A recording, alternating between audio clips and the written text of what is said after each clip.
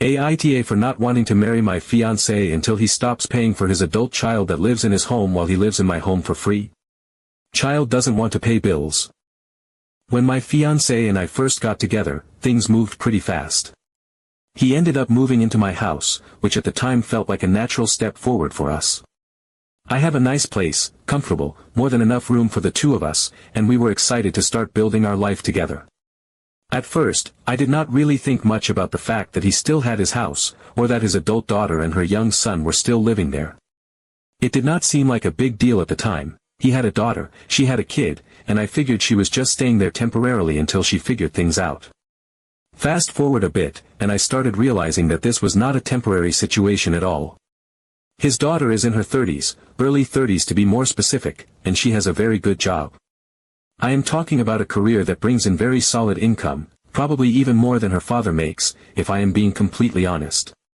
She is not struggling, she is not out here trying to make ends meet with a minimum wage job. She is doing really well for herself professionally. Yet despite all of that, her father is still paying for every single utility at that house. Water, gas, electric, internet, trash, everything. On top of that, he does not charge her a single penny in rent. Meanwhile, here he is, living in my house. He does not pay any of my bills. I am completely fine with that because it is my home, and I chose to have him move in, but when I see that he is still carrying all of the financial responsibility for another grown adult who should absolutely be standing on her own 2 feet by now, it starts to feel really unfair. It is not just about the money either. It is about what it represents. It feels like he is stuck in this caretaker role for someone who should have moved on from needing that kind of support a long time ago. I have adult children of my own. They have been out on their own for years. I raised them to be independent, to figure things out, to make their own way in the world. It was not easy. There were definitely moments where it would have been simpler for me to just swoop in and fix things for them, but I knew that would not help them grow. They had to stumble a few times, struggle a little bit, learn how to manage their own responsibilities. That is just part of becoming an adult. And now, they are strong, capable, independent people. I am proud of them for that. So when I see this situation with his daughter, it is really hard for me to wrap my head around it. She is not a teenager. She is not even a 20-something just getting started in life. She is a fully grown woman with a child of her own, a good job, and absolutely no reason to still be financially dependent on her father. Yet here we are. And it is not just utilities. If something breaks at the house, he pays for it. If there is a maintenance issue, he handles it. She just lives there, rent-free, bill-free, stress-free, while we are trying to plan a future together. I have brought it up a few times, gently at first. I tried to frame it in terms of our future. If we are going to build a life together, get married, merge our finances and responsibilities, then we need to be on the same page about boundaries. About what it means to be an adult. About what is fair. Every time, he just kind of brushes it off. He says things like, it is just until she saves up a little more, or, she has a lot on her plate with her son. I get it. Being a single parent is not easy. But it does not change the fact that she is more than capable of handling her own utilities, at the very least. It has gotten to the point where I am seriously reconsidering the wedding. I love him. I truly do. But I cannot shake the feeling that this situation is a huge red flag. If he cannot set healthy boundaries with his adult daughter now, what is going to happen after we are married? Am I going to be expected to just accept that part of our shared resources will always be funneled into maintaining her lifestyle? Am I going to be dragged into the role of being the bad guy because I think it is reasonable for a 30-something woman with a good job to pay her own bills? It is not even like I am suggesting he kick her out on the street tomorrow. I think he has every right to give her a reasonable timeline to move out if he wants to sell the house or rent it out for income. Or, if he wants to let her keep living there, fine, but she should at least be responsible for all the utilities and upkeep. I am not saying he should start charging her rent if he does not want to, but she should absolutely be covering the cost of the basics. That is what adults do. I know how this looks. I have asked myself 1,000 times if I am being selfish or unreasonable. I have questioned whether I am just being too rigid or judgmental. But every time I really sit with it, I come back to the same place. No one was there to keep paying my bills when I became an adult. No one was holding my hand and making sure everything was easy for me. I had to figure it out, and so did my kids. That is part of life. It is not about being cruel. It is about preparing your children to function in the real world. It is about setting them up for success, not dependency. I worry that if he keeps cushioning her from reality, it is going to do more harm than good in the long run. And honestly, it is already doing harm to our relationship. I have tried to be patient. I have tried to see it from all sides. But at the end of the day, I know what I want for my life and for my future marriage. I want a partner who is willing to prioritize the life we are building together. I want a relationship where both of us are carrying our own weight and not carrying people who are more than capable of standing on their own. So here I am, stuck in this limbo, questioning everything. I do not want to issue ultimatums. That is not who I am. But I also cannot ignore how much resentment is starting to build up inside me. I should not have to compete with a 30-something woman for my fiancé's financial attention. I should not feel like an outsider watching him pour his energy and resources into maintaining a separate household while we are supposed to be creating one together. I know this probably makes me sound harsh to some people. I know there are those who believe that family should always come first, no matter what. I get that.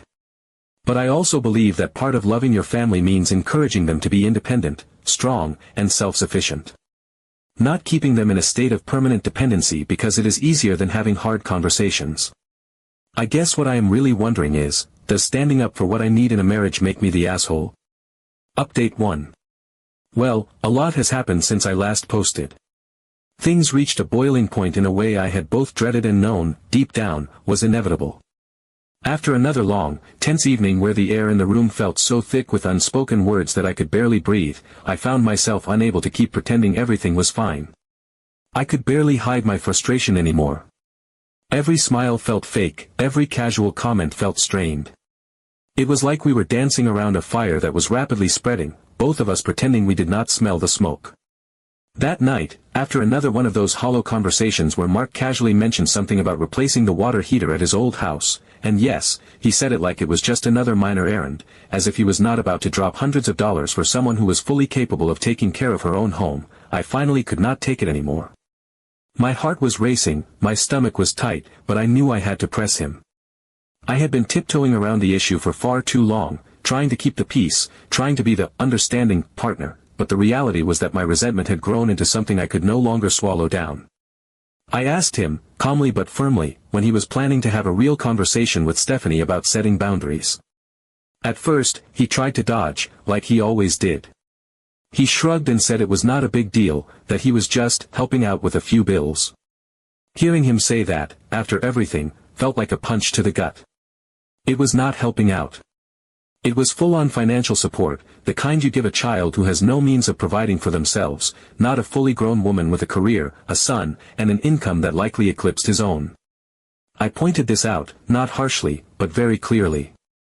I laid it out the way I saw it, that he was enabling her, that he was sacrificing his own financial security, and by extension, mine if we were to truly merge our lives, for someone who did not actually need it. I told him that what hurt me the most was not even the money, but what it symbolized, the fact that he could not set a healthy boundary even when it was damaging his present and future relationship. That he was so afraid of upsetting Stephanie that he was willing to upset me, the woman he claimed to want to spend the rest of his life with. I told him that if he could not even have an adult conversation with his daughter about basic boundaries, not even cutting her off financially, just transferring responsibility for the utilities and the upkeep of the home she lived in, then maybe we were not actually ready for marriage. I could see the words hit him like a slap. His face changed instantly. For the first time in all these months, I saw fear and doubt flicker across his expression. Real fear, not the annoyed dismissal I usually got when I tried to broach the subject. He tried to argue at first. Tried to tell me that he was just being a good father. That family helped family. That it was his responsibility to be there for her. It was the same tired refrain I had heard a dozen times before, but this time it sounded different. Desperate. Defensive. Like even he was starting to realize that the ground he was standing on was crumbling underneath him. I stayed calm. I did not yell, I did not cry. I just told him, quietly, that I loved him, but I loved myself enough too. I loved myself enough to know that I deserved a partner who could set healthy boundaries. A partner who could build a life with me without constantly reaching backward to fix problems that were not his to fix. I told him that it was not Stephanie's fault. It was his. He had allowed this dynamic to fester, and he was the only one who could change it. There was a long silence after that. The kind of silence that is not really silent at all, because you can practically hear the gears grinding in the other person's head. I watched him wrestle with it, saw the way he clenched and unclenched his hands, the way he stared at the floor like it might give him an easy answer if he just looked hard enough. Part of me wanted to fill the silence, to soften it, to rescue him from the discomfort. But I stayed still. I let him sit in it. I knew that if I bailed him out now, nothing would ever change. Minutes passed, maybe 5, maybe 10, before he finally lifted his head and looked at me. His eyes were tired, and there was a weight to his voice that had not been there before. He said he had been wrong to dismiss my concerns. That he had been so afraid of hurting his daughter, he had not realized he was hurting me. That he had been operating from a place of guilt, not reason. He admitted that he needed to be brave enough to have the hard conversations, even if they made him and Stephanie uncomfortable. He did not have a plan yet. He did not have the perfect words or the perfect timing. But in that moment, for the first time since we started this exhausting cycle, I felt a tiny thread of hope. Reluctantly, he agreed to talk to Stephanie. Update 2. Well, the conversation with Stephanie was a total failure. I had gone into it with a cautious, trembling kind of optimism, the kind you cling to when you're desperate for things to work out but are too afraid to admit how unlikely that really is. I had spent days preparing myself emotionally, telling myself that surely once things were laid out plainly, once the reality was presented gently and lovingly, she would understand. I told myself that any reasonable adult, when confronted with the truth of a situation that was clearly unfair and unsustainable, would have that moment of clarity. I imagined that she would have a flash of realization, that she would hear the words and see herself as if for the first time, recognize how much she had been leaning on her father and how inappropriate it was now that she was financially thriving. I thought there would be at least a glimmer of pride in her, a sudden rush of adult responsibility, the kind that makes you want to stand on your own 2 feet, if for no other reason than to show the people who supported you that their efforts were not wasted. I even prepared myself for awkwardness. I thought it might be tense, maybe a little uncomfortable, with some defensiveness at first, but ultimately a willingness to step up. I told myself she might feel embarrassed once it was pointed out, but that the embarrassment would be a catalyst for change, not a reason to dig her heels in. None of that happened. Mark approached her gently, almost painfully so, like a man defusing a bomb he was certain would go off if he so much as breathed the wrong way. Every word he spoke was coated in syrup, dripping with reassurance and praise. He started by telling her how proud he was of her success, how impressed he was by her career accomplishments, how amazed he was at the wonderful life she was building for herself and her son. He framed the conversation like it was a celebration, a testament to her strength and independence. He made it sound like the suggestion was the natural next step in a long list of achievements, a crowning moment that should have filled her with pride. When he finally got to the actual point, that now that she was stable, it was only reasonable for her to start covering her own utilities and basic maintenance costs at the house, he said it in the softest, most non-confrontational way possible. It was barely even a suggestion. It sounded more like a question he was afraid to ask. Stephanie's reaction was immediate and shocking. It was like a mask slipped right off her face. 1 second she was the sweet, easygoing young woman I had come to know, or thought I had, and the next she was someone else entirely. Her whole body shifted, her posture rigid, her face hardening into something defensive and unyielding. She did not miss a single beat before snapping back that she did not see why anything should change. Her voice was sharp, almost scornful, as she said, "Dad, you are doing fine. I am comfortable, my son is comfortable, and this setup works for us." The words hit the room like a slap. There was no hesitation, no confusion, no moment of reflection. It was immediate entitlement, an automatic belief that her comfort was justification enough to maintain a system that burdened someone else. Her tone made it clear that in her mind, the conversation was already over. There was no space for compromise, no space for understanding. She was not interested in fairness or adulthood or boundaries. In her world, things were good exactly the way they were, for her, and she had no intention of giving that up. I sat there, stunned, my heart hammering against my ribs, my mouth so dry I could barely swallow. I had never seen this side of her before. I had always thought, perhaps naively, that deep down she must know how strange and unsustainable this situation was. I thought that she must feel, at least sometimes, a flicker of guilt or discomfort about leaning so heavily on her father while living a financially independent life otherwise. I thought she would recognize the unfairness once it was illuminated for her. I thought she would care enough about her father's future, about the life he was trying to build with me, to at least meet us halfway. But there was none of that. No guilt. No shame. No embarrassment. Just a cold, almost casual entitlement, the kind that made it clear she felt owed this easy life. I realized, with a sickening twist in my stomach, that this was not a misunderstanding. It was not immaturity. It was a choice. A deliberate decision to continue benefiting from her father's unwillingness to set limits, to keep taking because it was easier than standing on her own. Worse than her reaction was Mark's. That hurt far more than anything Stephanie could have said. He just sat there, looking completely defeated, like every ounce of air had been sucked out of him the moment she pushed back. His shoulders slumped forward, his face went pale, and he barely managed to say anything at all. He did not stand firm. He did not reiterate the need for change. He did not argue or insist or even clarify his point. He just folded. Like a crumbling house with nothing solid left to hold it up. He let the conversation die right there, unfinished, unresolved, abandoned like it had never mattered in the first place. Watching him retreat like that was gut-wrenching. It was not anger I felt in that moment, but a deep, hollow sadness, the kind that seems to settle right into your bones. I realized, with brutal clarity, that he was not going to fight for the boundaries we needed. He was not going to protect the life we were trying to build. He was not willing to risk upsetting her, even if it meant sacrificing the future we were supposed to be creating together. There was a long, heavy silence after that.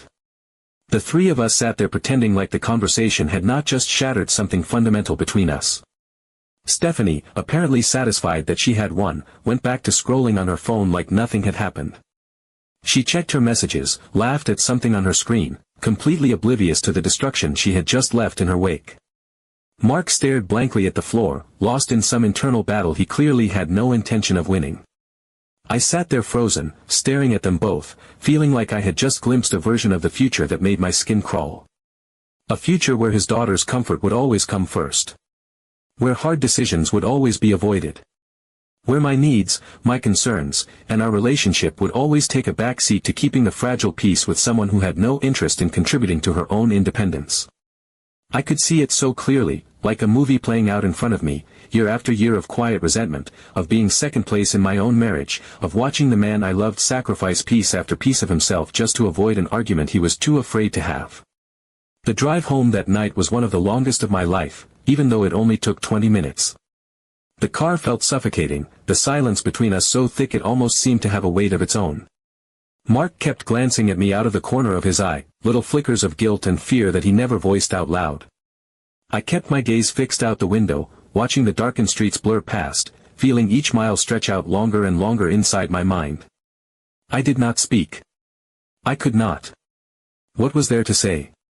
The truth had been laid bare between us, undeniable and ugly. No amount of words could cover it now. He had shown me who he was when it came to setting boundaries with his daughter. And she had shown me exactly who she was when her comfort was threatened. There was no taking that back. No unseeing it. No pretending it had not happened. By the time we pulled into my driveway, my mind was already spinning in 1,000 directions, 100 futures flashing behind my eyes. I had to think about what my life would really look like if I stayed. Could I live with this endless, one-sided dynamic? Could I build a marriage on a foundation where another adult would be permanently tethered to us, draining resources without responsibility, without even a hint of gratitude? Could I respect a partner who was so paralyzed by guilt and fear that he would let his daughter steamroll over both of us, over and over again, without ever standing up? The answer was already forming inside me, heavy, painful, terrifying in its finality. I sat there wondering if I was about to walk away from this whole engagement. Update 3. After that disastrous conversation with Stephanie, I knew I could not just sit back and let it fester. I could feel the resentment building inside me like a slow, creeping poison. Every day that passed without action made me feel like I was betraying myself a little more, swallowing my own needs just to avoid rocking the boat. I realized that if I stayed silent now, if I allowed this situation to keep dragging on unchallenged, it would be the beginning of the end for Mark and me. It would be the rot in the foundation of everything we were trying to build. So I told Mark, as calmly but as firmly as I could, that we needed to have a sit-down, all three of us. No more sidestepping, no more pretending everything was fine, no more burying uncomfortable truths under a mountain of guilt and obligation.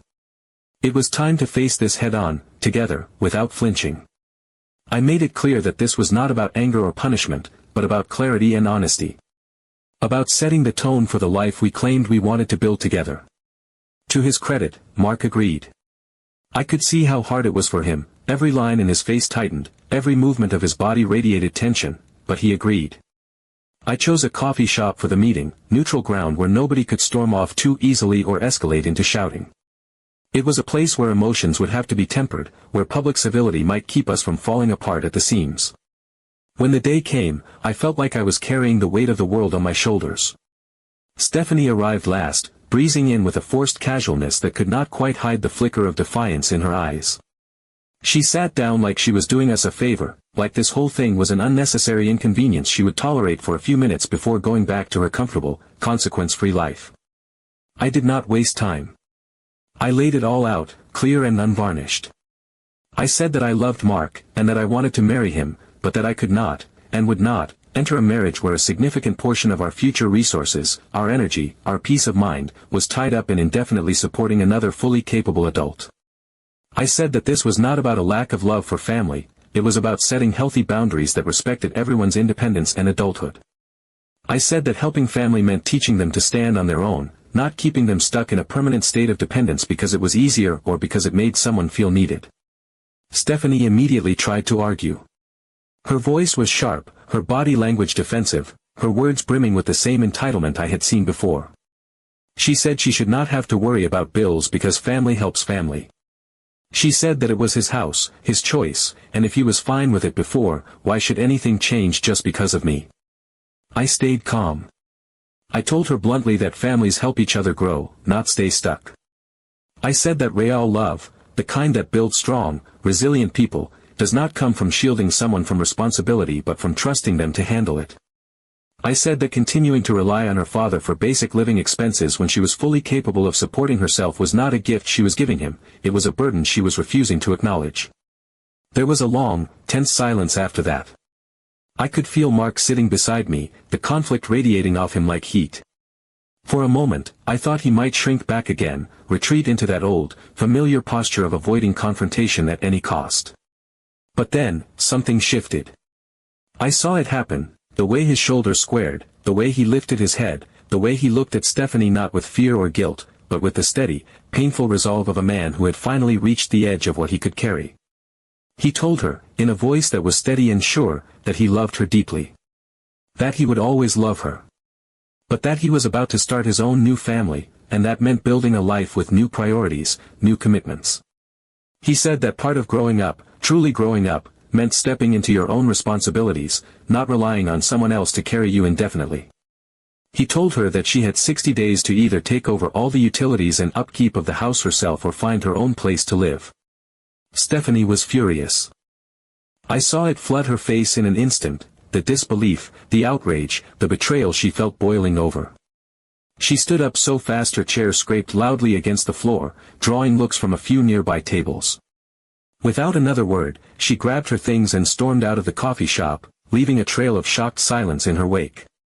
I sat there for a moment, stunned but oddly weightless, like a heavy coat I had been wearing for months had just slipped from my shoulders. Mark sat too, staring at the door she had slammed behind her, his face a complicated map of grief and relief and exhaustion. Later, in the quiet of my living room, Mark admitted to me that he had been terrified of disappointing her. That he had spent so many years trying to shield her from every hardship that he had not realized he was doing more harm than good. He said he thought he was protecting her, but really, he was holding her back. And he realized now, finally, that true love sometimes meant allowing the people you care about to feel discomfort, to struggle, to face the consequences of their own choices.